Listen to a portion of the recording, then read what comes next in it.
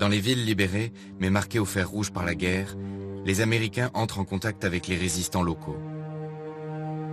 La chasse aux miliciens et autres collabos est ouverte. Des centaines d'hommes et de femmes sont arrêtés. L'heure des règlements de compte va sonner. Dès l'aube, on va cueillir chez eux celles ou ceux qu'on a vus fricoter avec l'ennemi pendant l'occupation. Ces collabos sont emmenés manu militari jusqu'à la mairie, le commissariat ou la préfecture.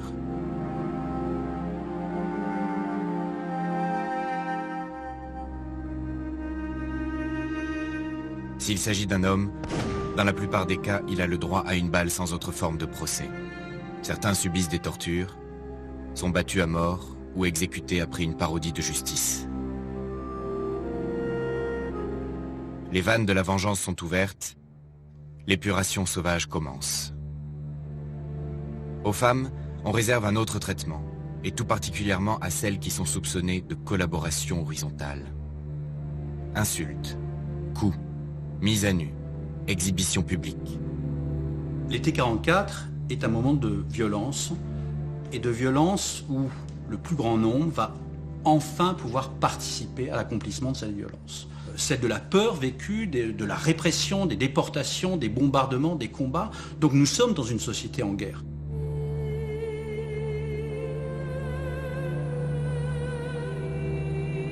On accourt de toutes parts pour assister à ces scènes de vengeance. Le sourire est sur toutes les lèvres.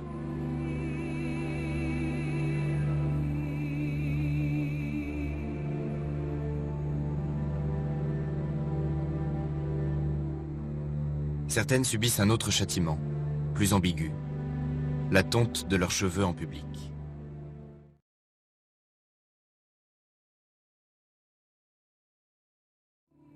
On érotise en même temps qu'on détruit le corps. C'est-à-dire qu'il y a quelque chose d'assez complexe qui se joue là. Une focalisation sur le corps de ces femmes. Quand on les met sur une estrade pour les montrer, il s'agit bien de ça. Il faut qu'elles soient vues, et vues finalement laides, affreuses, parce que c'est par la beauté qu'elles auraient finalement trahi en ayant des relations avec l'ennemi.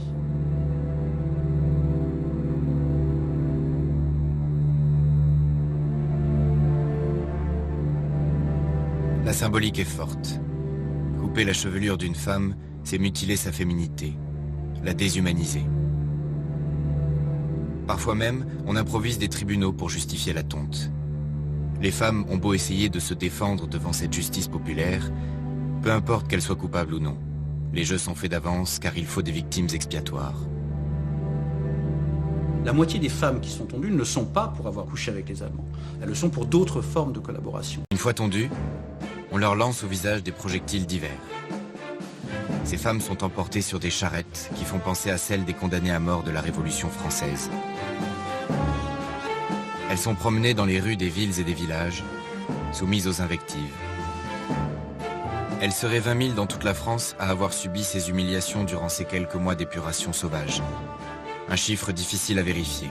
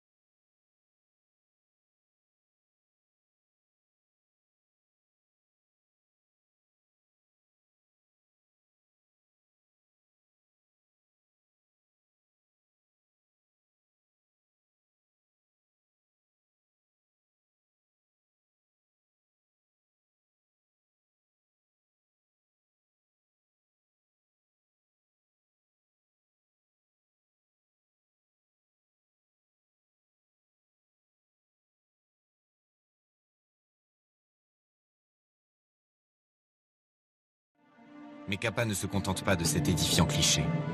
Il a besoin d'un contre-champ pour capter l'expression des femmes martyres. Il s'extrait de la cohue et court se placer en avant de la procession. Cette fois, il utilise le grand angle afin d'englober tous les acteurs du drame en un seul tableau. Il place celle vers qui tous les regards convergent au centre de son cadre.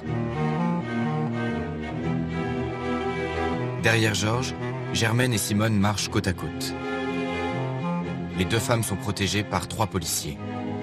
La foule, immense, hurle sa joie, applaudit, lance des quolibets.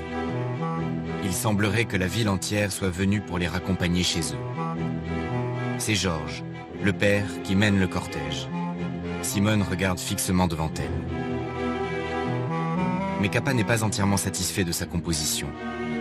Il recule encore de quelques mètres et déclenche à nouveau son appareil. Cette fois-ci, la composition est parfaite. Simone, escortée par le policier, est comme prise en tenaille entre les 2 branches de ce grand V, dont l'une est formée par la jeune fille qui marche d'un pas ample, et l'autre par ces 4 femmes qui avancent, le regard focalisé sur elle.